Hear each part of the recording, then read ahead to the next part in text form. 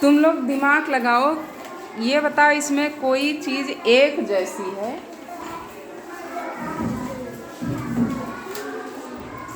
कौन कौन सा अंक लिखा हुआ है? हाँ? नहीं, पहले ये बताओ कि इसमें कौन कौन सा अंक लिखा हुआ है? हाँ, अब इसमें कुछ चीज़ है जो तुमको एक जैसी लग रही है सब में। क्या है? कोई बच्चा अगर सोच के बता दे इसमें क्या एक जैसा है। जैसे एक लिखा हुआ, फिर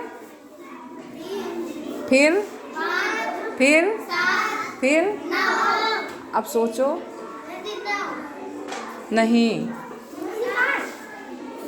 और कुछ बताओ, इसमें कुछ समझ में आ रहा है?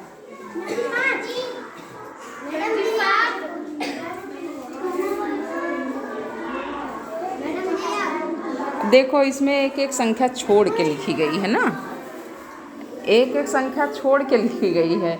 एक के बाद दो नहीं लिखा है, तीन लिखा है, फिर तीन के बाद चार गायब है, पाँच लिखा हुआ है, पाँच के बाद क्या गायब है?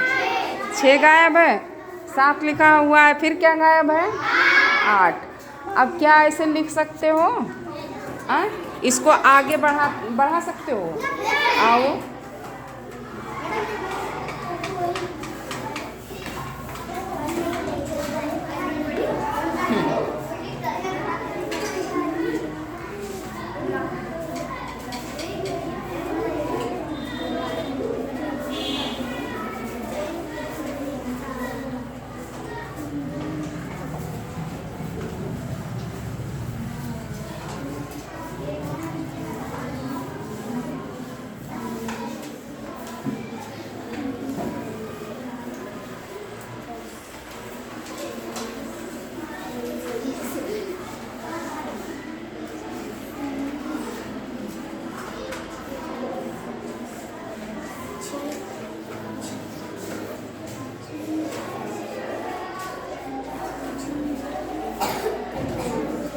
गुड।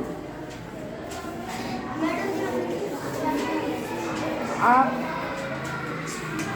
इसमें कितने का अंतर है? एक एक संख्या छूटी हुई ना।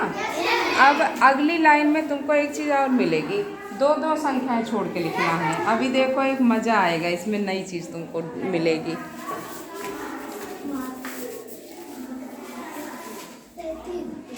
इधर से शुरू करो, बीच में दो संख्याओं का अंतर होना चाहिए।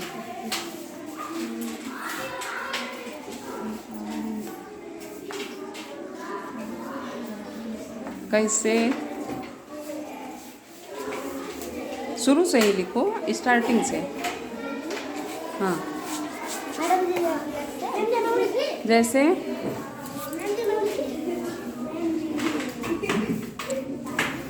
दो, फिर चार, हाँ चार, फिर छः, फिर आठ, फिर 10। 14। बोलते जाओ सब लोग। 14, 16 लिखो।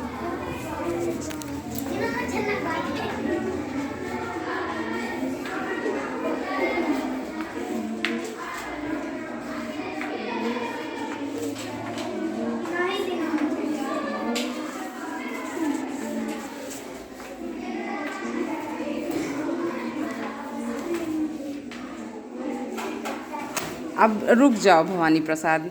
देखो, अब इसमें एक चीज़ तुम्हारी समझ में और आ रही कि ये एक, फिर तीन। अब अगर तीन चीज़ तुम्हारे, एक चीज़ है, कह दिया जाए कि दो लोगों में बांटो, तो इसको बिना तोड़े तुम बांट नहीं सकते ना। एक सेब दे दिया जाए, एक बिस्किट दे दिया जाए, एक टॉफ़ी दे दिया जाए, तो तुम बिना तोड़े उसको बांट नहीं सकते हो ना। हाँ, फिर तीन चीज़ें और कह दिया जाए कि दो लोगों में बांटो, क्या बिना तोड़े उसको भी नहीं बांट सकते हो। फिर पांच चीज़ें तुमको दे दी जाएं और कहा जाए कि इसको भी बांटो दो लोगों में। दो लोगों में नहीं बंटेगा ना।